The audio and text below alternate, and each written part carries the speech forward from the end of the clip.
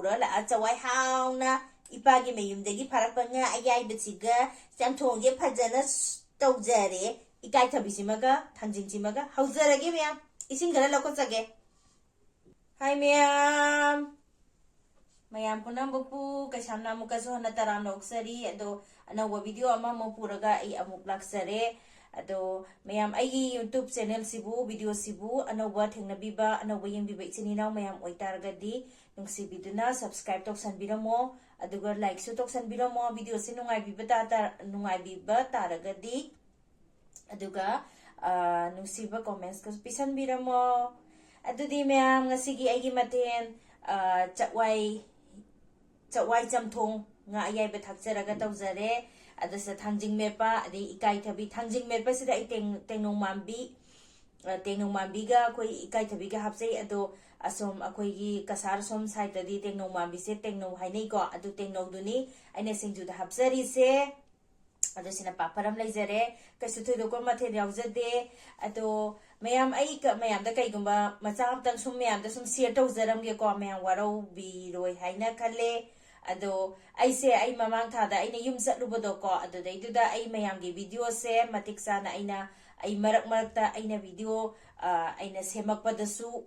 haidi ai mayam da dum hai itatana dum haijaram gani adagi aina sida Delhi da la akan dasu ko ai adum mayam da ai video ai Delhi da la ado mayam aina Delhi da lakpagi awanungai kitang aina share tawjage haina video macha ma aina kupsu saraga semjagi bodo adudasu ai haijagi ko ai mayam ge video matam sana yengba ngamkhidare ado mayam ge mathang ai adum yengjaraga adum comments tawjarake haina ai haijagi ko mayam chumi ko ai chumi ba ko ado mayam aina yumda chatlingai matamda akoigi aigi subscriber ne boko aduga magi masagi su YouTube channel layeboko ado aina hainingi base ko mayam lalagadi lali chumagadi chumme habiro boko mayam yumda satpa habase sahi ama ani hungi matunda yumda satpa adugi mathaktuda yumda luhungba ama thokpa habase yamna kayam busy oirangani habado mayam adum khangnaraba wafamne basidi luhongba natabigida just yumda khatang satpa matamda bokta kayamna adugyamna busy oi haibado aina sidagi aina tawjaraga plan tawjaraga khanjaraga sakiba mayamdo aina yumda satlaga amata oithokidrebako adu ai sinbadagi neba imungda luhongba dum yawrobnina adu aina mayamgi video yengjaba ngamjagidre ko mayam khudimuna haibire haibanate ko hairakpa yawebako haidi video yengbidabagida aigi video sida aina semjaribe masa YouTuber ama mas oijaribani chawgera pikkera mas YouTuber ama oiribani ko ada masana video ama semba matamda ma kayamna why habse mamsara khangini YouTuber oidaba just subscriber na harapota de o haibado ai khangebo ko aduna te mana wakhandu da bu ko mana haidi magi video yengbiraktre haibagi matagum aigi video da comments thina pibire e haiba ko adu pibirakpagi sawbanate aina haise aigi video do yengbiri banina aide saude yam harauzai matam kaithuaga aigi video do yengbiri banina ado ain haijaga da ba amadi adumaina mingonda comments thina pibiga dawagi sarupudi unsubscribe tawthokpigo kaisu akaiba leite aigi video yengbigano atopa adongi video da comments tawbirakpa mido adudai do yengbiyo aisu mapanda leise ai thabak tawraga leini ayumda laiba mi manate nonga badagi numita bobo ai thabak satlaga halaga aigi family yenga ini isa yenga ini isa gi school sapagi yenga ini mayam khudi maksi yenga ba matunda kai thoga aigi video munam jaraka taiba aduga mayam gi video dusu ai sanga ga mayam gi angamba nongmada loina ba yengba ngamo video yenge haidana mayam ni yengbiba mi gi mai magi masa gi teleni aisu kaisu ai telen kaita leite mai magi mawong mataw tongan mi khudi masak su khena bagi matungina wakhaloi tongan bangak tani nanga iga wakhan mano haiba yaba nate aduga aina tawriba mongse chapsana nangna taw haiba yaro nangi mongdo aina chapsana tawba aina kaisu ngamoi adugi wado madu othokba wanate mi tongale do nanga yeningdabado yenguno ado fazana yengjai yengaba matungda arum comments bijai adubo ngasibo kitang nungaitabagi nebo ko mayam ichak saba hoiroge kitang haijaramge share tawjarange ba tawriba mana hotnajaribodo adugi hotnajamando adu khangbiu haiba nasama YouTuber oina mi ngonda no tawkanda comments bibede yengaga pibiyo nangi nasagi YouTube nangi channel dubu support tawhaning targadi ꯑꯩꯈꯣꯏ ꯌꯥꯝ ꯄꯤꯛꯄꯅꯤ ꯑꯩꯈꯣꯏꯁꯦ ꯌꯥꯝꯅ YouTuber ꯑꯩꯈꯣꯏꯅ ꯃꯆꯥ ꯃꯁꯨ ꯈꯔ ꯇꯤꯇ ꯇꯤꯇ ꯈꯔ ꯍꯥꯞꯄꯒ ꯌꯥꯝ ꯆꯥꯎꯔꯦꯒꯥꯅ ꯈꯟꯕꯤꯒꯅꯣ ꯃꯌꯥꯝ ꯑꯩꯈꯣꯏꯁꯦ ꯌꯥꯝ ꯄꯤꯛꯏꯕ ꯀꯅꯥꯅꯁꯨ ꯑꯩꯈꯣꯏꯁꯦ ꯃꯁꯛ ꯈꯪꯕꯤꯕ ꯅꯠꯇꯦ ꯄꯥꯝꯖꯕꯒꯤ ꯏꯁꯥꯅ ꯁꯨꯝ ꯇꯧꯖꯔꯨꯕꯒꯤ ꯁꯤ ꯁꯦꯝꯖꯕꯅꯤ ꯁꯤ ꯃꯌꯥꯝ ꯀꯣꯛꯇ ꯃꯇꯝ ꯈꯨꯗꯤꯡꯃꯛꯇ ꯀꯣꯛꯇ ꯀꯥꯎꯕꯤꯒꯅꯨ ꯑꯗꯣ ꯃꯤꯉꯣꯟꯗ ꯀꯣꯃꯦꯟꯠꯁ ꯄꯤꯕꯗ ꯑꯗꯨꯃꯥꯏꯅ ꯅꯪꯒꯤ ꯚꯤꯗꯤꯑꯣꯗꯣ ꯌꯦꯡꯕꯤꯔꯛꯇꯦ ꯍꯥꯏꯕꯒꯤ ꯃꯤꯉꯣꯟꯗ ꯑꯗꯨꯃꯥꯏꯅ ꯉꯥꯡꯕꯗꯣ ꯉꯥꯡꯕꯤꯒꯅꯣ ꯅꯪꯅ ꯌꯦꯡꯅꯤꯡꯗꯕ ꯑꯣꯏꯇꯥꯔꯒꯗꯤ ꯑꯟꯁꯕꯁꯀ꯭ꯔꯥꯏब ꯇꯧꯊꯣꯛꯀꯣ ꯑꯩ ꯁꯦꯀꯦꯟ ꯇꯥꯏꯝꯁꯨ ꯍꯥꯏꯔꯤ ꯑꯗꯨꯒ ꯑꯗꯨꯃꯥꯏꯅ ꯑꯩꯒꯤ ꯆꯦꯅꯦꯜꯗ ꯑꯗꯨꯃꯥꯏꯅ ꯑꯗꯨꯒꯨꯝꯕ ꯀꯣꯃꯦꯟꯠꯁ ꯇꯧꯕꯤꯔꯛꯀꯅꯨ ꯌꯥꯝ ꯋꯥꯅ ꯃꯇꯝ ꯀꯥꯏꯊꯣꯛꯑꯒ ꯅꯝꯃꯤꯅꯤ ꯑꯗꯨꯒꯤ ꯃꯊꯛꯇꯨꯗ ꯃꯤ ꯈꯨꯗꯤꯡꯃꯛ ꯌꯨꯝꯗ ꯆꯠꯄ ꯍꯥꯏꯁꯦ ꯂꯣꯏꯅ ꯕꯤꯖꯤ ꯑꯣꯏ ꯑꯗꯨꯒꯤ ꯃꯊꯛꯇꯨꯗ ꯑꯩꯒꯤ ꯌꯨꯝꯗ ꯑꯩ ꯊꯧꯗꯣꯛ ꯑꯃ ꯊꯣꯛꯏ ꯑꯩ ꯏꯆꯤꯟ ꯏꯅꯥꯎ ꯑꯩꯈꯣꯏ ꯅꯨꯄꯤ 6ꯀꯤ ꯃꯇꯨꯡꯗ ꯏꯄ꯭ꯋꯥ ꯃꯊꯟꯗꯅꯤ ꯏꯄ꯭ꯋꯥ ꯃꯊꯟꯗ ꯂꯨꯍꯣꯡꯕ ꯍꯥꯏꯁꯦ ꯙꯨꯝꯙꯥꯝꯗꯅꯤ ꯍꯣꯡꯉꯤꯁꯦ ꯙꯨꯝꯙꯥꯝꯗ ꯂꯨꯍꯣꯡꯕ ꯍꯥꯏꯁꯦ ꯃꯌꯥꯝꯗꯨꯒꯤ ꯏꯆꯤꯟ ꯏꯅꯥꯎ ꯃꯌꯥꯝꯗꯨꯒꯤ ꯃꯊꯛꯇ ꯑꯩꯅ ꯈ꯭ꯋꯥꯏꯗꯒꯤ ꯀꯣꯛꯍꯦꯜꯂꯥꯏꯅꯤ ꯑꯗꯨꯅ ꯑꯩ ꯌꯨꯝꯗ ꯆꯠꯄ ꯃꯇꯝꯗ ꯑꯩꯒꯤ ꯐꯦꯃꯤꯂꯤ ꯕꯦꯛꯒ꯭ꯔꯥꯎꯟ ꯑꯩꯒꯤ ꯐꯦꯃꯤꯂꯤ ꯔꯤꯂꯦꯇꯤቭ ꯑꯩꯒꯤ ꯃꯔꯤ ꯃꯇꯥ ꯑꯩꯒꯤ ꯁꯥꯒꯩ ꯅꯥꯇꯩ ꯌꯥꯝ ꯆꯥꯎꯏ ꯏꯃꯥꯒꯤ ꯏꯄꯥꯒꯤ ꯂꯣꯏꯅꯃꯛ ꯆꯥꯎꯏ ꯑꯩ ꯂꯋꯥꯏꯗ ꯂꯩꯖ ꯇꯥꯔꯒꯁꯨ ꯑꯗꯨꯗꯨꯅ ꯑꯩꯈꯣꯏ ꯂꯨꯍꯣꯡꯕ ꯃꯇꯝꯗ ꯑꯗꯨꯛꯀꯤ ꯃꯇꯤꯛ ꯕꯤꯖꯤ ꯑꯣꯏ ꯑꯩꯅ ꯂꯨꯍꯣꯡꯕꯒꯤ ꯚꯤꯗꯤꯑꯣ ꯃꯆꯥ ꯃꯆꯥ ꯁꯦꯝꯕꯗ ꯍꯣꯏ ꯑꯩꯒꯤꯗꯤ ꯐꯖꯅ ꯁꯦꯝꯃꯝꯗꯕ ꯌꯥꯏ ꯀꯩꯅꯣ ꯑꯩ ꯃꯆꯤ ꯑꯍꯟꯅꯤꯅ ꯑꯩꯅ ꯑꯗꯨꯃꯥꯏꯅ ꯐꯣꯟ ꯄꯥꯏꯔꯒ ꯌꯥꯝꯅ ꯇꯧ ꯇꯥꯔꯒꯗꯤ ꯃꯤꯅꯁꯨ ꯀꯔꯤꯅꯣ ꯍꯥꯏꯕꯗꯣ ꯈꯟꯈꯤꯅꯤ ꯍꯥꯏꯕꯒꯤ ꯃꯌꯥꯝꯅ ꯔꯤꯀ꯭ꯋꯦꯁ ꯇꯧꯕꯤꯔꯛꯄꯒꯤ ꯃꯇꯨꯡ ꯏꯟꯅ ꯑꯩꯗꯤ ꯃꯆꯥ ꯃꯆꯥ ꯁꯨꯝ ꯁꯦꯌꯔ ꯇꯧꯖꯕꯒꯤ ꯋꯥꯗꯅꯤ ꯍꯥꯏꯕ ꯑꯗꯨꯅ ꯑꯗꯨꯛꯀꯤ ꯃꯇꯤꯛ ꯕꯤꯖꯤ ꯑꯣꯏꯔꯒ ꯂꯥꯛꯈꯤꯕꯅꯤ ꯍꯥꯏꯕ ꯏꯁꯥꯅ ꯌꯨꯝꯗ ꯆꯠꯂꯤꯕꯗꯣ ꯃꯨꯛꯕꯥꯡ ꯑꯃꯨꯛ ꯐꯥꯎꯕ ꯇꯧꯒꯦ ꯍꯥꯏꯕ ꯐꯪꯗꯅ ꯂꯥꯛꯏꯕꯅꯤ ꯑꯩꯅ ꯚꯤꯗꯤꯑꯣ ꯁꯦꯝꯕ ꯈꯨꯗꯤꯡꯃꯛꯇ ꯃꯅꯤꯄꯨꯔꯗ ꯂꯩꯕ ꯃꯇꯝꯗ हाय मैम मैम अगी वीडियो से तू तब वीडियो क्या अदुगी अइना हाइबा वहाइदु यावी कइनो अइ मतम संगदबना मरम ओइरगा अदुनी मैम सिगी टॉपिक से चेंज तौजे अइ जे सुम नुंगाइतबगी मैम दा खितंग शेयर तौजबनी मुझसे खराब ओहेंगुमजी युमगी युमदा पानबा चवाई हेगलागबा चवाई अटेकबा हेगलागा पुरा ला चवाई हाउना इपागी मेयुमदगी फरकबा nga अयाइबसिगा चमथोंगे फजना तौजरे इकाई थबिसिमगा थंजिनसिमगा हौजरगे मैम इसिंग खरा लौकोचगे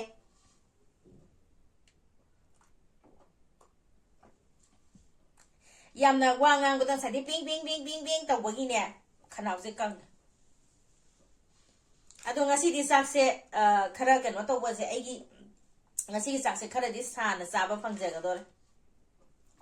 sakse ine कनो तौबा आई लोसनबा लोरकान दा इसिगी टेबल नुंगबन करी करी अमसे मयाम मतम मयाम चांगिदना को अदुदो तौनिंगे मतम दो अदुदै दुदा इना कनो तौ sakse कामबा को इसानो बिसु sak सारागा तुंगरे मपाना पिचरमे मपासो ऑफिस सखरे आई थंदगी कामबनेना फिस ता लोइबनेना अदुदी मयाम चंथो ngasi जो मही कितंग थक्के मही थकसी हम हावे है बे विंटर ओर को ना कइनो हंदे इसा जे फुगाम काम तोरे को कुहाव हमने दो की तरह तो अनी मैम दे गेंग हनिंगबागी अइने पिंग पिंग आंगे दा मैम वीडियो से मैम चखरे आई चामस लौक थोरते लोई चारगे खनबगी एक साउनिंग अप हाइबा इकाई थबी कोट के इकाई थबी खरा जो सिदा हाफ करे अदो खरा कोचरके nga hana lokotke request aina delhi da lakpada ahan badina semjariba video do duni mayam gi yang hoba ngomde ai soidina mathang da dum yenjerake haina aduni kwai fast da ai du nuwaiti mayam na kai tawgi ai mayam na ingon da support tawgi da iba comments tawgi da mayam ai su nungai banati tha ama video yengda ba sem ta khan yengo ha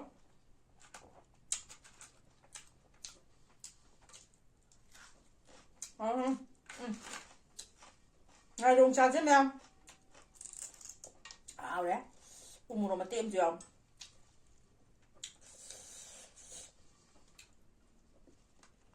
tụi bên ngoài người ta có thân gì rồi này pu pu cả lầu rồi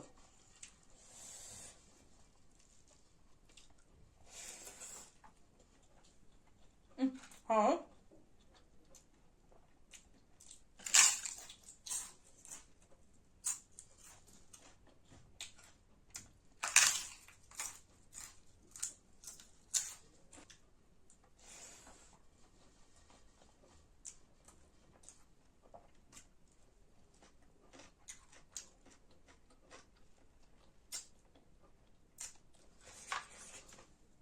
आइगी video से दने ma'am पा happy रक तबी the Sabi रो ओ पा happy रक तबी दो ने नबी रो हाबिसने याम बगी ने एंगा सिजु तौजरनी थबक खचिन बगा पा न पजे हम जंजा ओइदना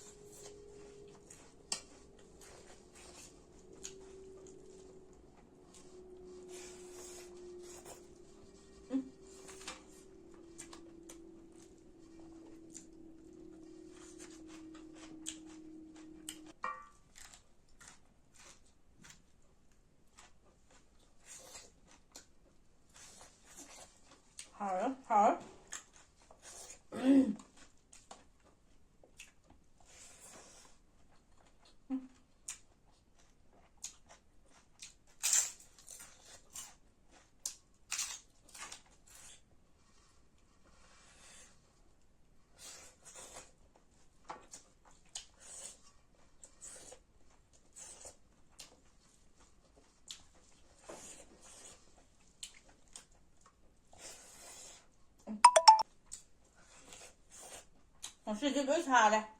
ꯆꯥꯛꯁꯨ ꯏꯟꯁꯥꯡꯁꯨ ꯅꯍꯥꯟꯒꯤ ꯀꯦꯔꯤꯉꯩ ꯑꯃ ꯇꯧꯔꯤꯉꯩꯗ ꯇꯧ ꯁꯥꯅ ꯆꯥꯔꯁꯦ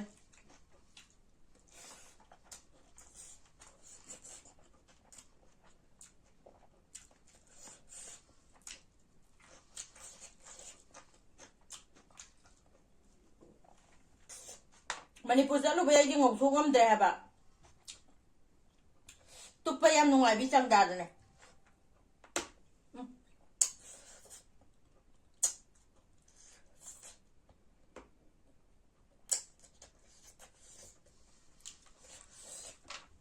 하왜?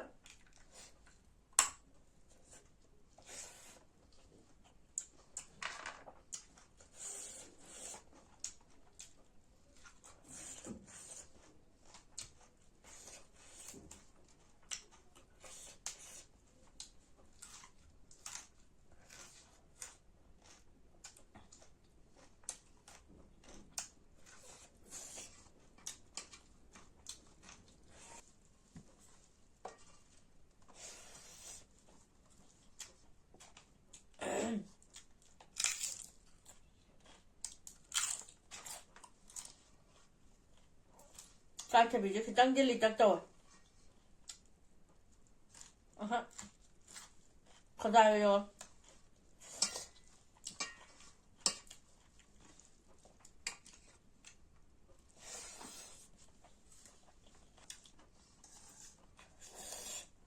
ꯈꯥꯎꯝꯅꯦ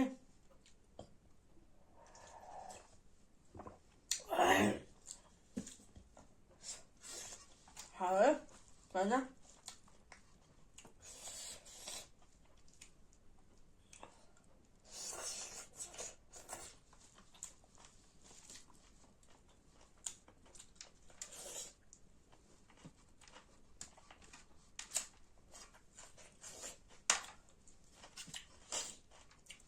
칼리 짱떡부터 넣고오게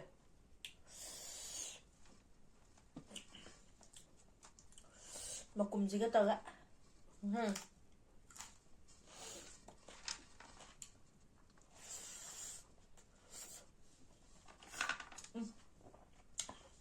깔타비지 무시반만 남자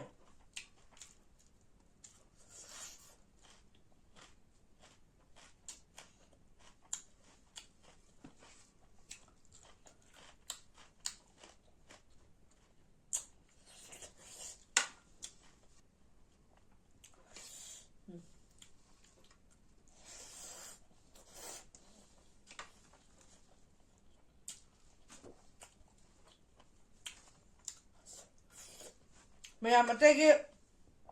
ꯚꯤꯗꯤꯑꯣ ꯋꯥꯠꯍꯧꯕꯉꯩ ꯚꯤꯗꯤꯑꯣ ꯋꯥꯠꯍꯧꯕꯌꯦ ꯚꯤꯗꯤꯑꯣ ꯑꯩꯅ ꯌꯦꯡꯖꯔꯛꯇꯕ ꯀꯣꯃꯦꯟꯠꯁ ꯇꯧꯖꯔꯛꯇꯕꯉꯩ ꯃꯌꯥꯝ ꯑꯗꯨꯝ ꯃꯊꯪ ꯃꯊꯪ ꯑꯗꯨꯝ ꯇꯧꯖꯔꯛꯀꯅꯤꯀꯣ ꯃꯌꯥꯝ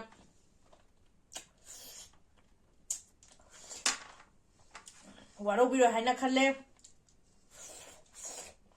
ꯁꯥꯎꯅꯤꯡꯕꯒꯤ ꯍꯧꯔꯛꯄꯗ ꯄꯦꯡ ꯄꯦꯡ ꯈꯔ ꯇꯧꯈ꯭ꯔꯦ ꯀꯩꯅꯣꯗꯤ ꯚꯤꯗꯤꯑꯣ ꯅꯝꯕꯁꯤꯗ ꯌꯥꯝ ꯋꯥ ꯅꯝꯃꯤꯅꯦ ꯍꯥꯏꯕ ꯃꯣꯕꯥꯏꯜꯒꯤ ꯁ꯭ꯄꯦꯁ ꯌꯥꯎꯔꯛꯇꯕꯅ ꯃꯔꯣꯜ ꯑꯃ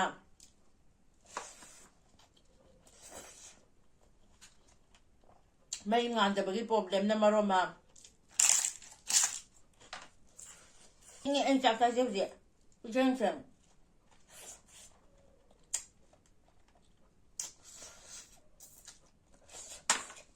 ꯅꯨꯡꯗꯥꯡꯒꯤ ꯄꯨꯡ 12:30 ꯍꯦꯛꯇ ꯇꯧꯔꯦ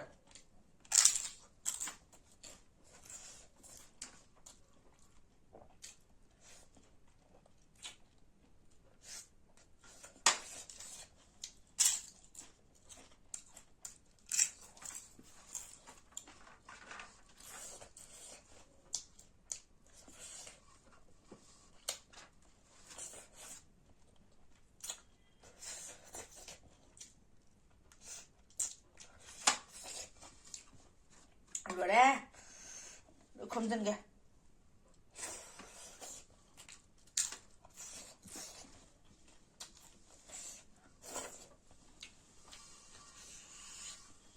신가 탁잘라게